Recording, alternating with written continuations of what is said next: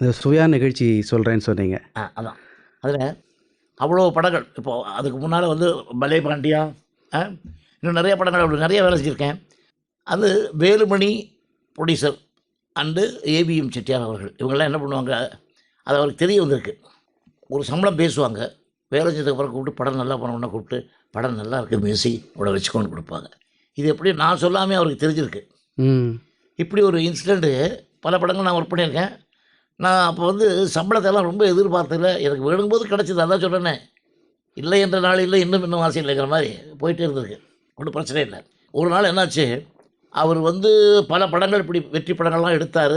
Financially கொஞ்சம் tight ஆச்சு அவருக்கு. அவருடைய ஃபீலிங் என்னன்னாக்கா சொல்லுவார், 7ஆம் தேதி நான் என்னுடைய ஸ்டாஃப்ஸ்க்கெல்லாம் சம்பளம் கொடுக்கறதுக்குள்ள நான் உயிரோடு இருப்பேன். அப்படி இப்படி அடிக்கடி சொல்லுவார். நான் இது மாதிரி சொல்லாதீங்க சாமி, நான் சாமின்னு ரொம்ப பெரிய அவங்க கூட. ஸோ கங்கா கௌரின்னு ஒரு படம் எடுத்தார். அவர் எடுத்து உடனே அதுக்கு பூஜை போட்டார். என் பேர் தான் மியூசிக் அனௌன்ஸ் பண்ணி இன்விடேஷன்லாம் போட்டு நான் பூஜைக்கெல்லாம் போயிருந்தேன். இந்த கங்கா கௌரி படம் பூஜை போட்டு ஒரு 1.5 மாதம் 2 மாதம் ஆச்சு சார். என்னை பாட்டுக்கே அவர் கூப்பிடல, கம்போசிங் கூப்பிடல, ரெக்கார்ட் பண்ண சாங் கூப்பிடல, ஷூட்டிங் நடந்துகிட்ருக்கு. ஜெமினி கணேசன்லாம் ஒரு ஸ்மால் பட்ஜெட் படம். அந்த காலத்தில் அது ஏன் பட்ஜெட் அப்படின்னா பெருசாக எடுத்து கொஞ்சம் அடிப்பட்டதுனால கொஞ்சம் சிக்கனமாக எடுக்கணும்னு ஆசைப்பட்டார் நினைக்கிறேன். எடுத்தார். நான் போனேன். நான் என்ன வந்து ரொம்ப அவர் வீட்டு புள்ள மாதிரி நினைப்பார் என்ன. அவ்வளோ ஏன்னா எனக்கு சின்ன பிள்ளைங்க தெரியும் எனக்கு. அவர் மகாலிங்கம் டிஆர் மகாலிங்கம் அப்போ அங்கேருந்து பழக்கம் எனக்கு வரலாம். சூப்பராக காலத்தில் இருந்துடலாம். 2 மாதம் ஆச்சு. நான் வேற ஒரு ரெக்கார்டிங்கில் சாரதா ஸ்டுடியோவில் பிஸியாக இருக்கும்போது அந்த கம்பெனியில் வேலை செய்கிற சுப்பிரமணியம்னு ஒரு ப்ரொடக்ஷன் வேறு வந்தான். அவரை நான் கேட்டேன், என்னையா இப்போ பூஜைக்கு கூப்பிட்டீங்க, பாட்டே காணோம், பாட்டு இல்லாமல் படம் எடுக்கிறீங்களான்னு ஒரு கிண்டலாக கேட்டேன். இல்லை எடுப்பாங்க வருவாங்கன்னு போயிட்டான். அப்புறம் ஒரு 10 நாள் மறுபடியும் கரெக்டாக மாட்டினான். உள்ளது சொல்லிடலாம், பாட்டு வேறு யாராவது போட்டுருக்கீங்களா மியூசிக் டேரக்ஷன், இல்லை என்ன தான் போடுறதா இருக்கீங்களா, என்ன தானே கூப்பிட்டாரு. இல்லைங்க சொல்லியா ஏன் தாய்ங்கிற, அவர் ரொம்ப மனசில் வெந்துக்கிட்டு இருக்காரு. என்ன காரணம்? நான் விசுவுக்கு நிறையா பணம் கொடுத்து பழகிட்டேன். பட்ஜெட் படம் எடுக்கிறேன். இதை அவருக்கு நான் எப்படி கம்மி சம்பளமாக கொடுப்பேன்? என் மனசு நினச்சா கஷ்டமாக இருக்குது. அவர் கர்ணம் 1000 ரூபா எவ்வளோ படங்களை எனக்கு ஹிட்டாட்டு ராயல்ட்டி எனக்கு அப்படி வந்துருக்கு. எனக்கு அந்த காலத்தில் ராயல்ட்டின்னு எல்லாம் ப்ரொடியூசருக்கு தான் போகும். ஒரு சிங்கிள் டீ கூட எனக்கு வராது. அதாவது அப்படி ஒன்று கிடதும் தெரியல, பிழைக்கவும் தெரியல, ஒன்றும் தெரியல. நேராக போய் கடவுளே முருகான்னு சாமியை கும்பிட்டு அம்மா தாத்தாட்ட ஆசீர்வாதம் வாங்கிட்டு போயிடும். என்ன பிடிச்சி வந்துடுவேன். ஸோ இது வந்து ஏன் என்னாச்சு, ரொம்ப நொந்து போயிருக்காருங்க, உங்களுக்கு எப்படி கம்மியாக சம்பளம் கொடுக்குறதுன்ட்டு எனக்காக கொஞ்சம் கஷ்டமாக போச்சு. அடுத்த நாள் காலையில் கரெக்டாக 7:15 மணிக்கெல்லாம் எழுந்திரிச்சி குளித்து சாமி கும்பிட்டு பூஜையெல்லாம் முடிச்சுட்டு வண்டி எடுத்து நேராக வீட்டுக்கு போயிட்டேன். அவர் ரெடியாக இருக்கார். என்னம்மா எப்படி இருக்கீங்க, நான் சௌக்கியமாக இருக்கீங்களா, வேலைலாம் நடக்குதான்னு கேட்டேன். நடக்குது கேட்டேன். என்ன மாமா பாட்டே கூப்பிடல, வேறு ஏதாவது மியூசிக் டேரக்டர் போட போகிறீங்களா, அந்த மாதிரி ஐடியா இருக்கா உங்களுக்கு, அப்படி இருந்தால் போட்டுங்க மாமா, எனக்கு ஒன்றும் அப்ஜெக்ஷன் இல்லை. என்ன விஷயம் இப்படி சொல்லிட்டேன். இல்லை ஏன் என்ன கூப்பிட மாட்டேங்கிறீங்க, ஏன் பாட்டு எடுக்க மாட்டேங்கிறீங்க தயங்குறார். சொல்லுங்கள். கொஞ்சம் எனக்கு பட்ஜெட்டு சம்பளம் என்ன சொல்கிறீங்க மாவான, எனக்கு தெரியும் நீங்கள் எனக்கு இந்த படத்துக்கு காலனா தர வேண்டாம், நான் தான் மியூசிக் பண்ணணும்னு நீங்கள் விரும்புனீங்களா நினச்சிங்களா, இல்லை என்னை விட வேறு யாராவது போடணும்னு ஆசைப்பட்டீங்கன்னா அது நான் அப்ஜெக்ஷன் பண்ண மாட்டேன். நான் தான் போடணும், எனக்கு கொடுக்கறதுக்கு காசு இல்லை, இல்லை என்னால் சக்தி இல்லைன்னு அப்படி நீ நினைக்கிறாந்தா அந்த நினைப்பை அகற்றிடுங்க, நான் தான் வேலை செய்வேன். இல்லை வேறு யாராவது மியூசிக் டைரக்டர் செய்யணும்னு சொல்லுங்கள், நானே போய் உங்களை ஃபிக்ஸ் பண்ணி கொண்டு வந்து உங்களுக்கு ஒப்படைக்கிறேன். அவர் அழுதுட்டார். நான் கண்டுபிடிச்சி என்ன இவ்வளோ பெரிய தன்மை வச்சுருக்கேன். இல்லை என்னுடைய உள்ளத்தில் சொன்னேன், உண்மையை சொன்னேன், நீங்கள் கஷ்டப்படக்கூடாது, உங்களுக்கு எந்த கஷ்டம் வராது.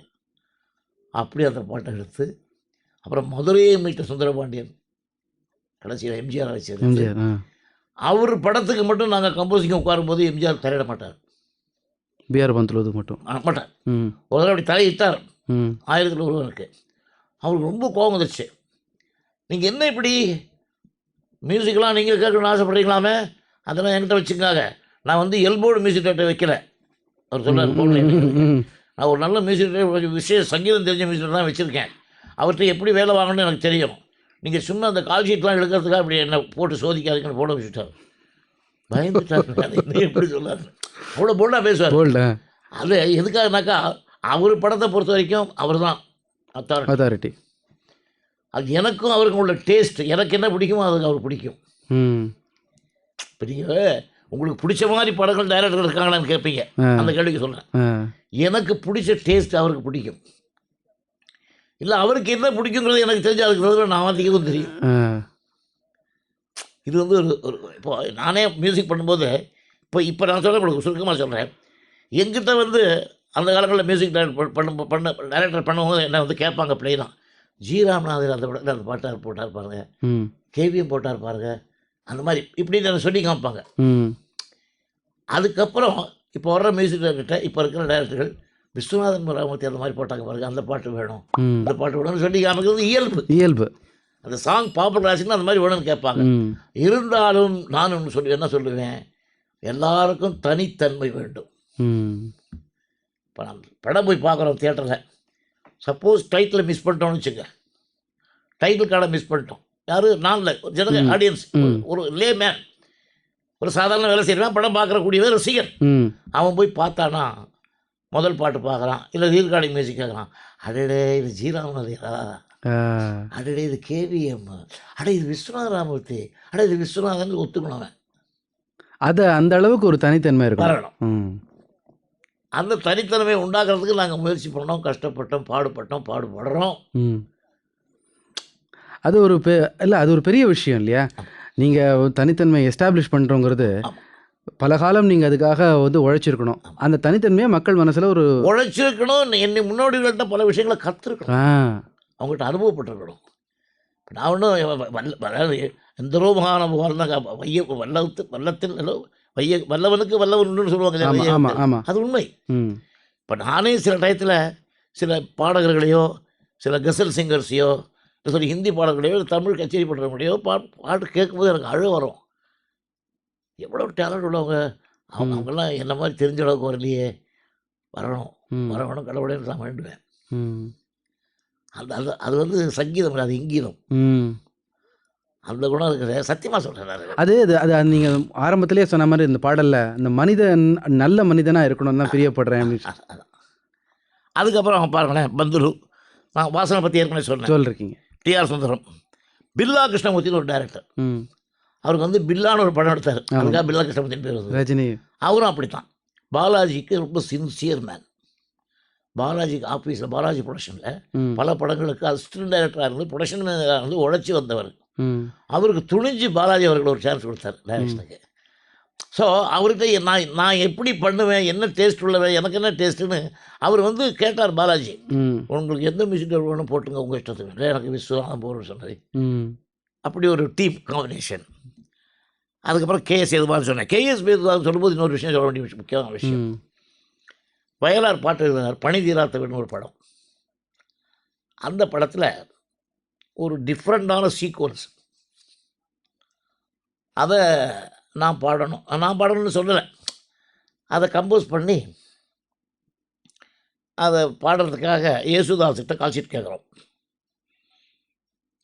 இது அவரோட கேரளாவிலே சொன்னேன், ம் ஏசியான் டிவிலே சொன்னேன், இது உண்மையாக தெரிஞ்சுக்க வேணும். ம் அதுக்கு முன்னால் ஒரு 2-3 இடத்துல நாங்கள் ரெக்கார்டிங் போட்டு ஒர்க் பண்ணுவோம், அவ்வளோ பிஸியாக இருப்போம். அதில் என் கூட வேலை செஞ்சவர், என் கூட இருந்தவர், எனக்கு முன்னால் இருந்தவர் சீனியர் கோவர்தனன் ஒரு மியூசிக் டைரக்டர், ம் சுப்பராமன் சாருக்குலாம் எனக்கு முன்னால் இருந்தவர் அவர். ம் அவர் என் கூட கொஞ்சம் அசிஸ்டன்ட் மாதிரி ஒர்க் பண்ணார். ம் அசிஸ்டன்ட் மாதிரின்னா அவர் என்னை விட பெரிய புத்தாரி, பெரிய ஞானஸ்தன்.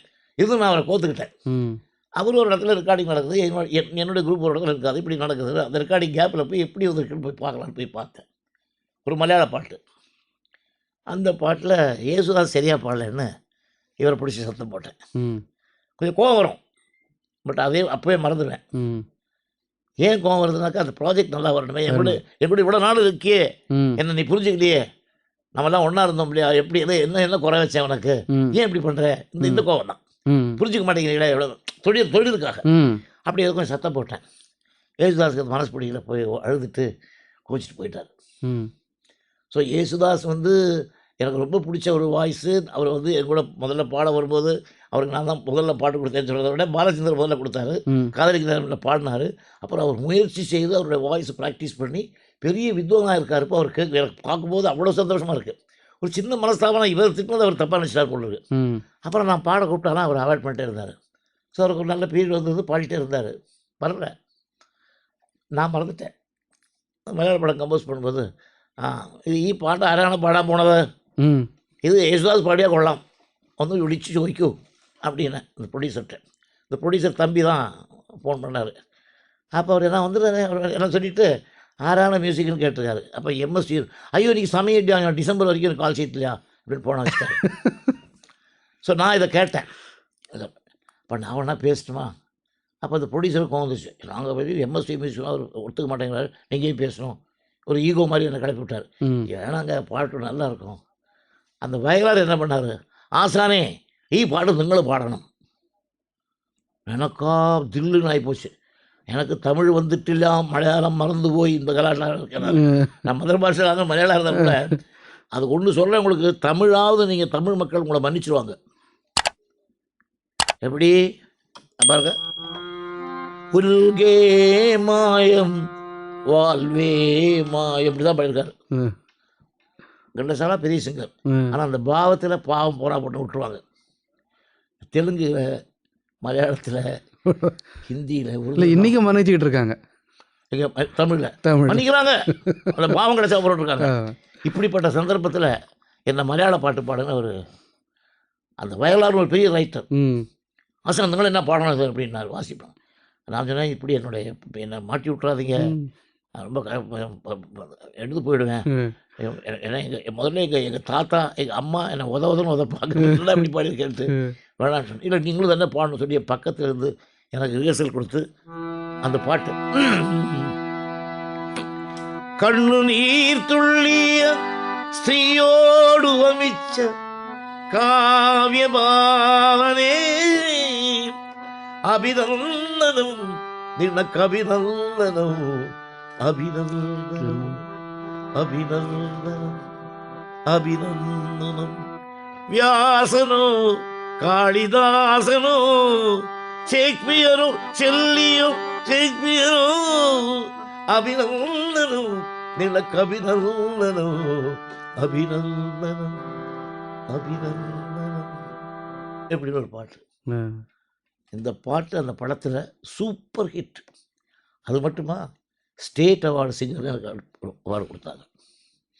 நான் என்ன பண்ணுவேன், வயலார் சார் பண்ண வயலார் சார் எழுதி என்னை பாட வச்சார்.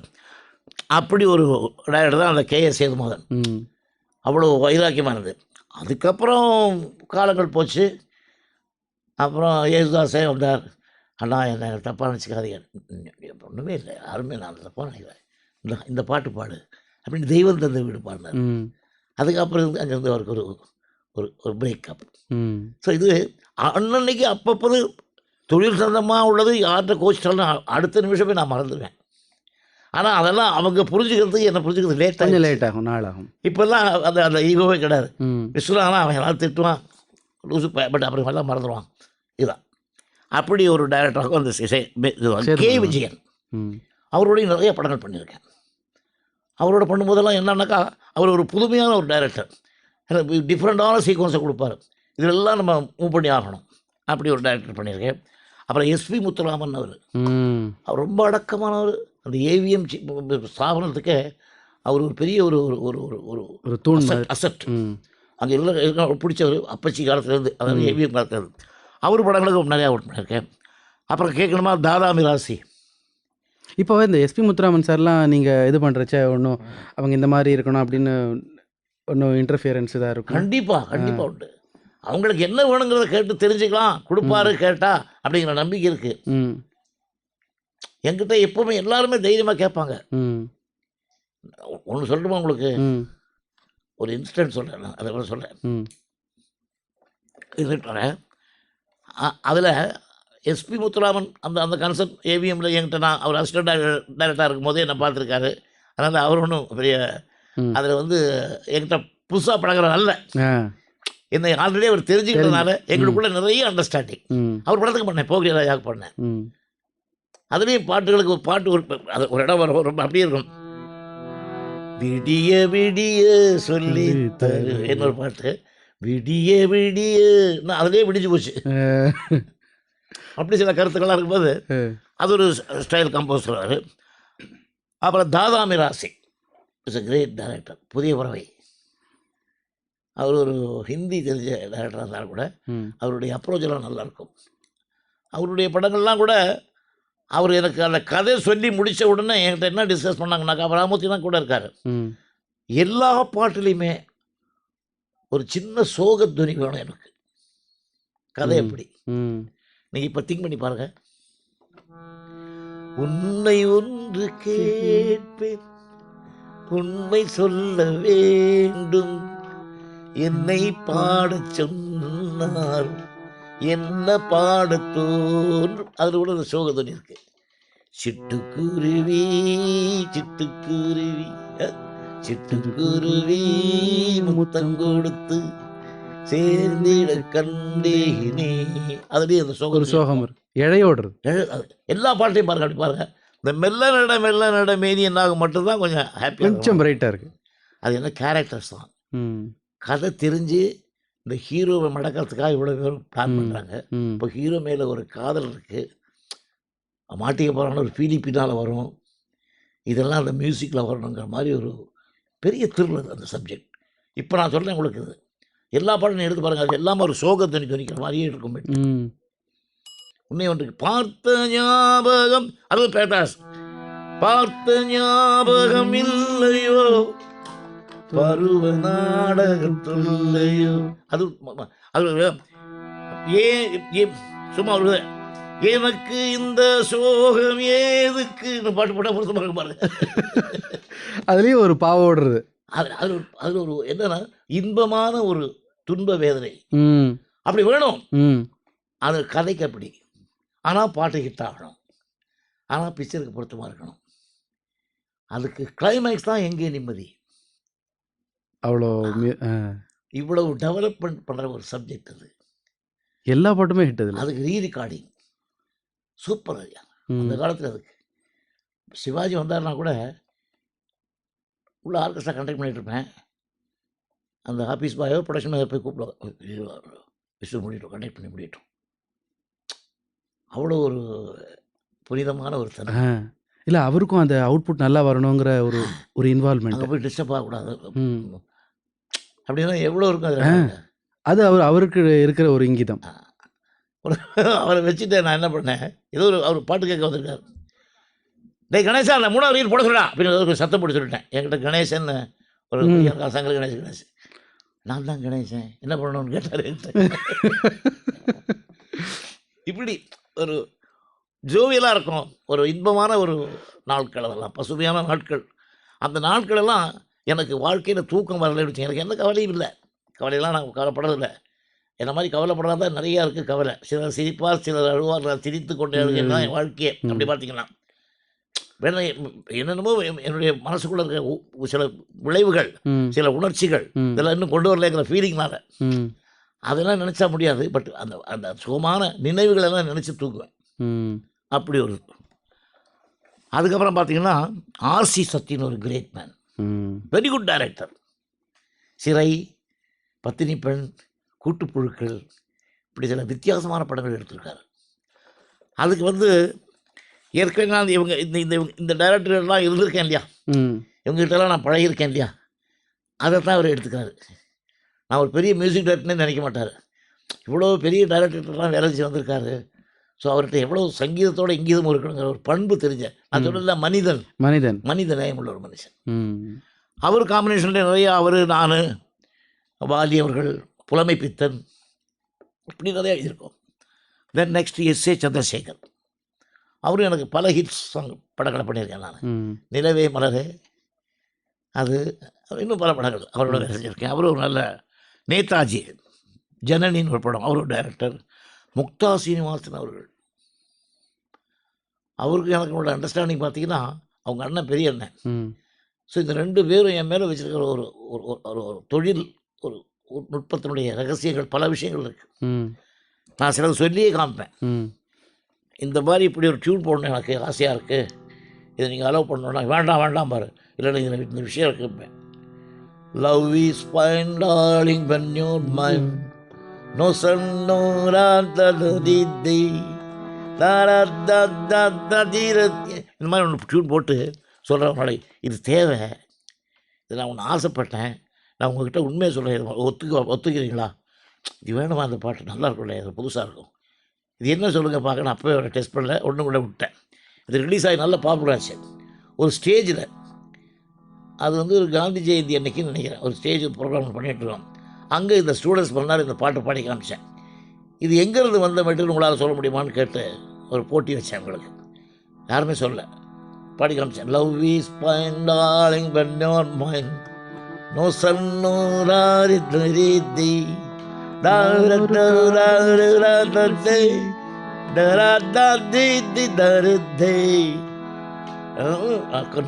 ஒரு காதல் சன்னியாசி. இது எந்த இன்னைக்கு சொல்லிட்டு உங்களால் சொல்ல முடியுமா அது எந்த டியூனில் நாங்கள் பிடிச்சிருக்கேன்னு? தெரியல. ப்ளீஸ் கொஞ்சம் யோசனை பண்ணி பாருங்களேன். இந்த சாயல் எந்த டியூனாவது உங்களுக்கு கேள்விப்பட்டிருக்கா? உங்களுக்கு கேட்டது உண்டா? இல்ல. அக்டோபர் 2 காந்தி பிறந்த நாள் கூட சொன்ன பூ புரியலையா? ரகுபதி அதே தான்.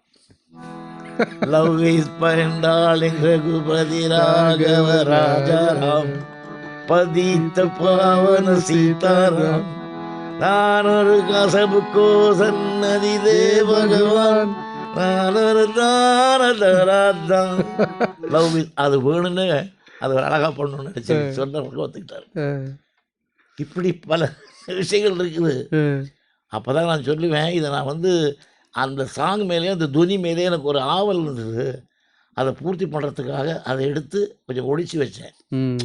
ஒரு திருடன் வந்து திருடனா அது திருடலாம், தப்பு இல்லை. அதை யாரும் கண்டுபிடிக்காத அளவுக்கு ஒழிச்சு வைக்கணும். ஆமாம். ஒன்றிலிருந்து ஒன்று தான். ஆமாம். அப்படி ஒரு டைரக்டர் அவர்கிட்ட எவ்வளோ ஃப்ரீடம் பண்ணாலும் இது ஒன்று தான். உனக்கென்ன மேலே நின்றாய் ஓ நந்தலாலா தாய்மடியில் திரும்பும் அதனுடைய பாட்டு சொல்லுவாங்களே. क्या करो सजनी आए न बारवा क्या करो सजनी आए न बारवा அதனுடைய சாயல். இப்படி சொல்ல இப்படியெல்லாம் இது வந்து நான் டைரக்டர்கிட்ட சொல்லியே போட சொல்கிறேன். அப்படி வலம்புரி சோமநாதன் ஒரு நல்ல ரீமேக்கெல்லாம் நல்லா எடுத்துருக்காரு. அதுக்கெல்லாம் ஒர்க் பண்ணியிருக்கேன். நானும் பாடியிருக்கேன் அவர் படங்கள்ல சில பாட்டுகள். K Bhagyaraj is also very good director. Sundarrajan R Sundarrajan Saranalayam Sugamana ராகங்கள் இப்படிலாம் பண்ணி இளையராஜாவும் நானும் செஞ்ச படத்துக்கு அவர் தான் டைரக்ட் பண்ணார். வெள்ளத்தில் இருக்காது. இப்படி ராமண்ணா ஏன் நான் கடைசியில் அவர் பேர் சொல்கிறேன்னாக்கா, ராமண்ணா டேஸ்ட் எப்படின்னாக்கா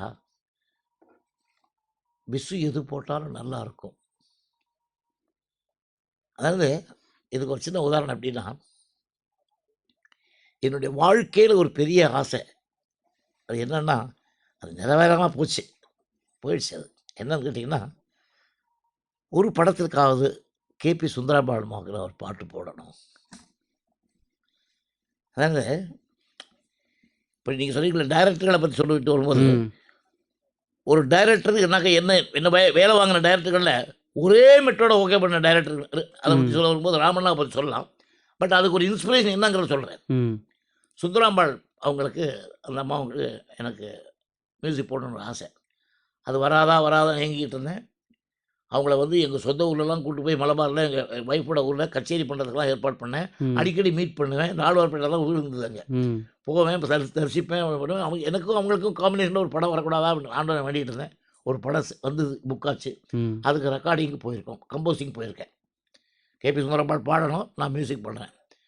என்ன பண்ணேன், ஒரு பாட்டு நல்ல வரிகள், எனக்கு இப்போ வரிகள் ஞாபகம் இல்லை அவ்வளோ. அந்த பாட்டு கம்போஸ் பண்ணியாச்சு. அவங்க பாடுறதுக்கு கம்போஸ் பண்ணால் அவங்க ரேஞ்சு அவங்களுடைய அந்த கர்நாடக சுத்தம்லாம் இருக்கணும் இல்லையா, ரொம்ப அழுத்தமான ஒரு இதில் போட்டுலாம் கம்போஸ் பண்ணேன். கம்போஸ் பண்ணி சரி அவர் என்ன சொன்னார், கவிஞர் வழக்கம் போல், டேய் இன்னொரு 4 டியூன் போடுது, அந்த மாதிரி எல்லாத்தையும் வாசிச்சு காமிப்போம், அவங்களுக்கு எது பிடிக்குது அதை ஒத்துக்கலாம். சரி கவிஞர் யார் சொல்லி நான் வழக்கம் போல் ஒரு 1.5 மணி நேரத்துக்குள்ளே ஒரு 8 பாட்டு போட்டேன். 8 டியூன், 1.5 மணி நேரத்தில் 8 பாட்டு, 8 டியூன் ஒரே பாட்டு பாடி காமிச்ச உடனே அதை ரெடி பண்ணி உடனே டேப் ரெக்கார்ட் பண்ணிட்டேன். அவங்க வந்தாங்க, அவங்க காலில் விழுந்து ஆசீர்வாதம் வாங்கி இதை நான் அவங்களுக்கு பாடி காமிக்கிறேன். பாடி காமிக்கும் போது நான் எப்படி பாடி காமிச்சிருந்தீங்களா, 1 2 3 வரிசையாக போட்ட டியூனை பாடி காமிக்கல. புரியுதா? புரியுது. 5வது போட்ட டியூனை 3வது பாடினேன், 3வது போட்ட டியூனை 7வது பாடினேன், 7வது போட்ட டியூனை 8வது பாடினேன், 1வது போட்ட 6வது டியூனில் பாடினேன். மாற்றி இப்படி பாடினேன்னு வச்சுக்கலேன். 1வது போட்ட டியூனை 6வது பாட்டேன்னு வச்சுங்க. 6வது. எல்லா பாட்டையும் கேட்டாங்க. எனக்கு இந்த 6வது டியூன் பிடிச்சிருக்கு தம்பின்னாங்க. ம். புல்லரிச்சு போச்சு எனக்கு. அந்த 6வது டியூன் தான் முதல் டியூன். அ. முதல்ல போட்டது அதுதான். போட்டது நான் பாடி காமிச்சது 6வது. அ. அம்மா அதாம்மா நான் முதல் டியூன் போட்டேன். அதுதான்.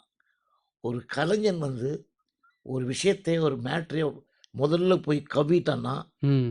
அவனுக்கு அது சாமி வரம் கொடுக்குற மாரி. ம். முதற் பலம் தெய்வ பலம், பிற்பலம் மனித பலம் அப்படின்னாங்க. ம். அழகா சொன்னீங்க.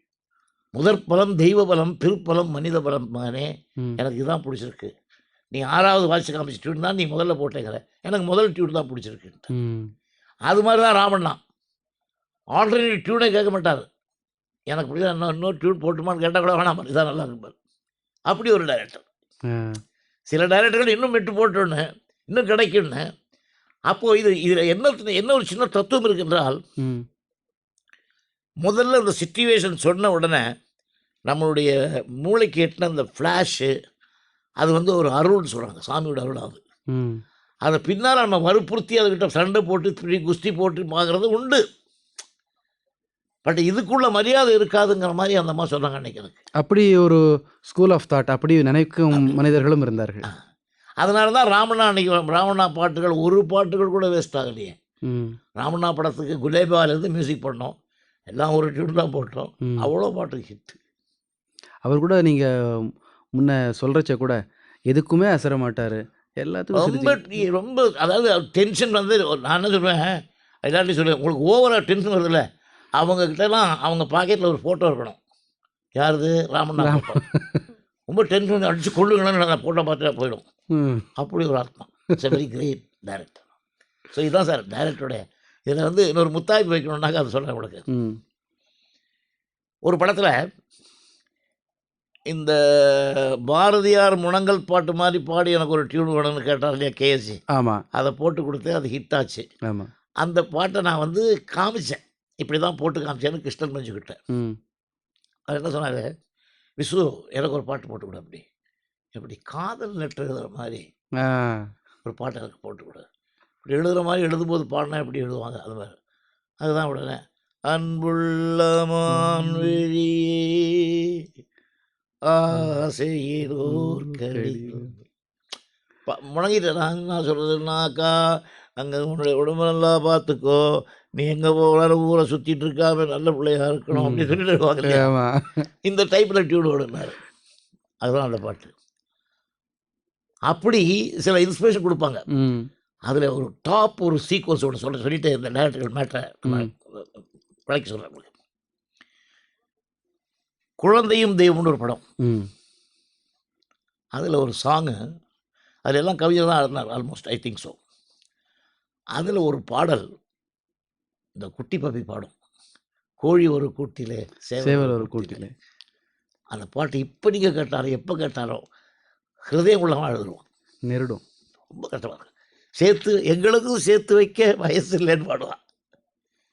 எல்லாம் மனசு புரியல, அவங்க பெரியவங்க மனசு புரியல.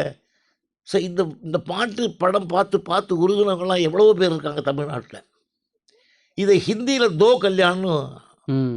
அதே ஏவிஎம் செட்டியார், அதே கிருஷ்ணமஞ்சி டைரக்ஷனில் மியூசிக் டைரக்டர் மட்டும் மாற்றிட்டாங்க. அங்கே இருக்கிற ஒரு பெரியவர். ம். அது வந்து ஷாஹூர் நதியான்னு யாரோ ஒரு பெரிய கிரேட் ரைட்டர். ம். இப்போ கிருஷ்ணமஞ்சி என்ன சொன்னாங்க, சாஹில் லுத்யானவி. அதுதான் நினைக்கிறேன். ம். கிருஷ்ணமஞ்சி என்ன சொன்னார் அந்த ரைட்டர்கிட்ட, சார் இது மாதிரி எம்எஸ்சி பண்ணார், கண்ணதாசன் எழுதினார், எல்லா பாட்டும் படத்தில் எல்லாம் ஹிட்டுங்க.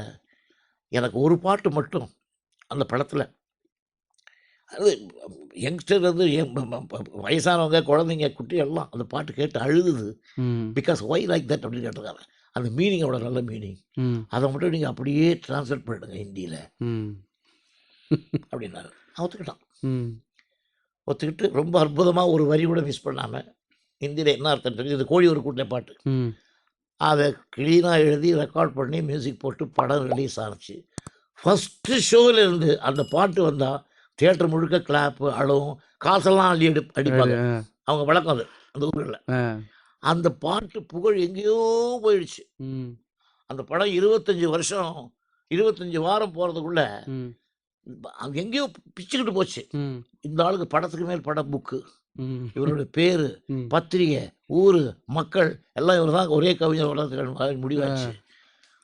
25வது நாள் 25வது வருஷம் வாரம் சில்வர் ஜூப்ளி நடக்குது. ம். அந்த ஃபங்ஷனில் இவர் வந்தார் பேசுறதுக்கு. பேச முடியாமல் விக்கி விக்கி அழுகுறாரு. ம். அவர் ஒரு கலைஞர். அவர் சொன்னார், ஒருத்தன் புகழை நான் திருடி வைக்க முடியாது, ஒருத்தன் சொத்தை வேணால் களவாடலாம், ஒருத்தன் எப்படி வேணாலும் ஏதோ திருடலாம், எல்லாத்தையும் திருடலாம்.